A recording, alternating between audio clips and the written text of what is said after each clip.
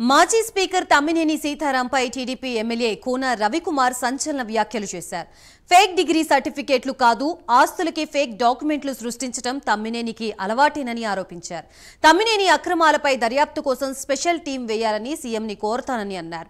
సీతారాంకి fake డాక్యుమెంట్లు సృష్టించడం అలవాటే, ఆ అలవాట్లో భాగంగానే ఫేక్ డిగ్రీ సర్టిఫికేట్ తెచ్చుకున్నారని ఆరోపించారు. తమ్మినేని సీతారాం ఇతర ఆస్తులపైన ఫేక్ డాక్యుమెంట్లు తయారు చేశారని విమర్శలు చేశారు.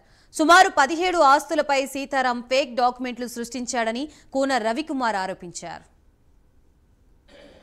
మాజీ స్పీకర్ అయినటువంటి తమ్మినేని సీతారాం గారు తను సొంతంగా తయారు చేసినటువంటి ఫేక్ డిగ్రీ సర్టిఫికేట్ అంటే forged and fabricated and fake certificate అది 2022లోనే దానిపైన మాట్లాడాం.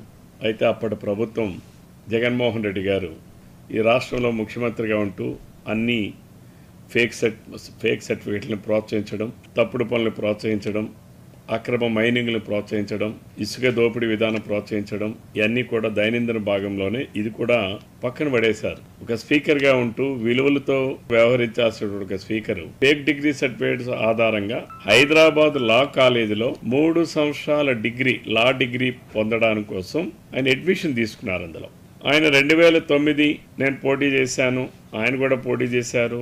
2014లో ఎన్నికల్లో పోటీ చేశాం, 2019లో పోటీ చేశాం, 2024లో పోటీ చేశాం. 2009 ఆయన ఎన్నికల సంఘానికి సమర్పించినటువంటి అఫిడవిట్లో కానీ, 2014 ఎన్నికల్లో సమర్పించిన అఫిడవిట్లో కానీ, 2019 అఫిడవిట్లో ఎన్నికల సంఘానికి సమర్పించిన అఫిడవిట్లో కానీ, 2024 ఎన్నికల సంఘానికి సమర్పించిన అఫిడవిట్లో కానీ ఎక్కడా కూడా తను డిగ్రీ పట్టా పొంది ఉన్నానని కానీ పలానా డిగ్రీ నేను చేశానని కానీ ఎక్కడ కూడా పేర్కోలేదు. ఇంటర్మీడియట్ నా హైయెస్ట్